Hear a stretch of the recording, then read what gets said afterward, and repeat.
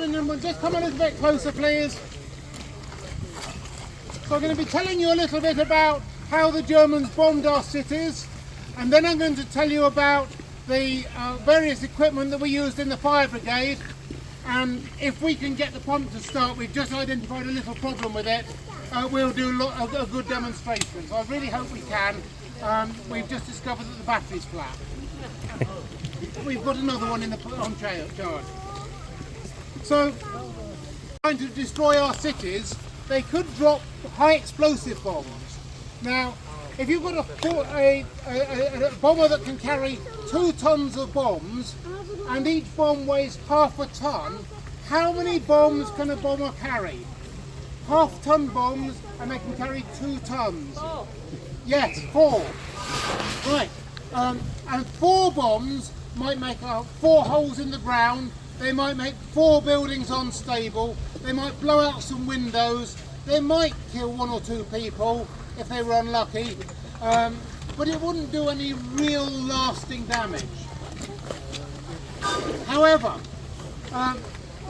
this is a 1 kilogram magnesium incendiary bomb. 1 kilogram. So, does anyone know how many kilograms there are in a ton? Any youngsters? How many kilograms in a ton? 1,000. How many kilograms in 2 tons?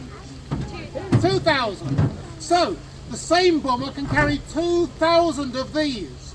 So it's not a case of 1, 2, 3, 4. It's a case of, oh, there's 2 over there and the one there, and the ones in the lake, they don't matter. The ones in the woods, they don't matter. And the ones in the pump house, we've got to put that out. There's one in the chippy, you want to get that out. And there's some in the pub over the road, we've got to do that. And there's some on the road, they don't matter. There's some in the back garden, they don't matter. There's some in someone's house, that matters, we've got to do that. And someone else's house, and someone else's house, and someone else's house. They are all over the place. It is manic. So that's what an air raid was like. And the thing is, okay, think of bonfire night. Think of fireworks. Now imagine the really bright firework that goes up with a white spark in the sky that's so bright you can't look straight at it. That's a little tiny piece of magnesium. Magnesium burns really brightly. This is 1 kilogram of solid magnesium. When it gets going, you can't put it out. It will burn underwater. It will burn wherever it is. You can't put it out.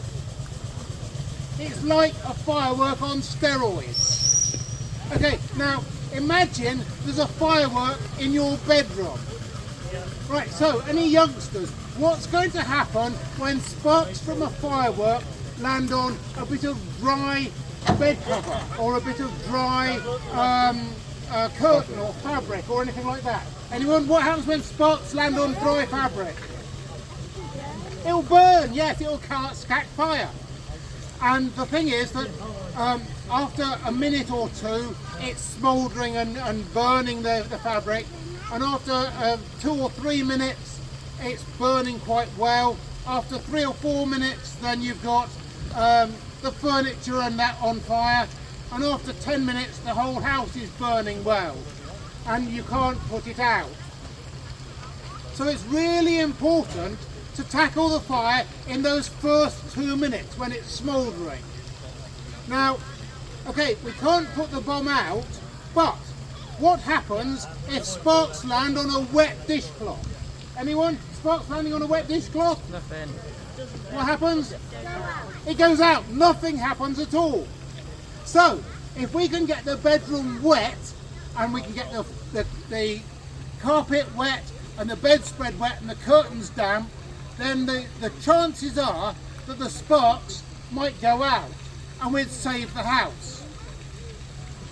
But we've got to do it in that first 2 minutes. How do we do it? Because you can't call the fire brigade, they can't get there in 2 minutes, and they can't get there to 1,000 fires all at once. So, if our bombs landed there, we use a stirrup pump and a bucket of water.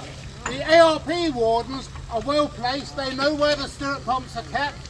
They're on the houses with SP painted on the door. And we have one person at the bottom of the stairs and the guy at the top of the stairs is spraying water. Yeah, gently, Graham, so don't splash too much. 70 strokes a minute. Yeah. Some people like it, yeah. Yes, and so the idea is that we're spraying water round the bomb, getting the bedroom wet so that the sparks go out. And then eventually the bomb will go out when the magnesium's all burnt away. Okay, that's enough, thank you. Right now, just a quick question. If smoke rises, whereabouts in the room is the freshest air going to be? If smoke rises, where will the freshest air be? On the floor. So actually, he ought to have been crawling on his hands and knees with that, but we won't make him do that because it's messy on the ground. But anyway, so that's what you do. You crawl on your hands and knees and hope that smoke goes over you.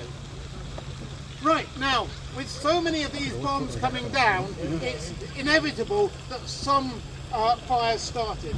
How are you doing? Okay, good. Right, okay, don't start it just yet. Okay, so what we're going to do now is show you a variety of different nozzles that the fire brigade can use. From a very small one, which you'd use if you've got not much water and you need to direct it accurately, to larger ones, and then there are some that are so big that they can't be held because of the thrust, and so we have a stake in the ground to support us. And then there's one that is really big, that's 1.5 inch diameter nozzle, and that will put 2 tons of water a minute. That's 500 gallons a minute, and we'll get it over to the far side of the lake. So that's what we'll finish off with. And after that, when we've had a parade, then any youngsters and any not so youngsters who would like to have a go holding the fire branch can have a go and see what it feels like to be a fireman in the 1940s. So once the engine goes, I'm not going to do a lot of talking because it's quite loud, even if I'm quite loud as well. But it is a 4-litre lorry engine with not much silencer, so it can shift a lot of water.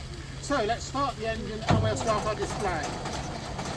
Now then, folks here, could you move one side or the other so you're not standing on the hose? Yep. You look at the stock. Up.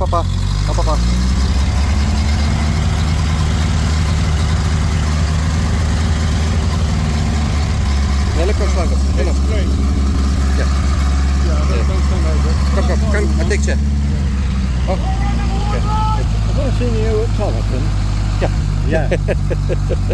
I don't know who you are.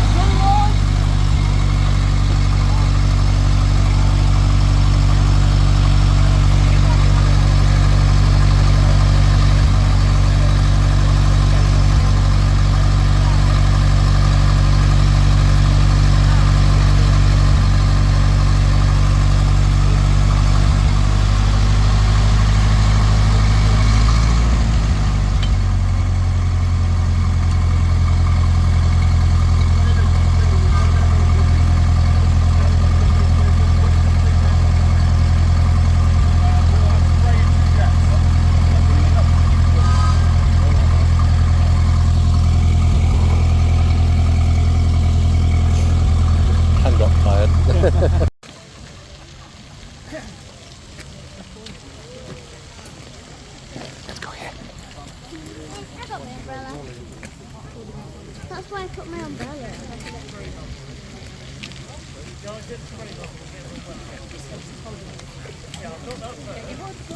I put stroking Luca. Dabar žiūrėk šitą, paleis pompą.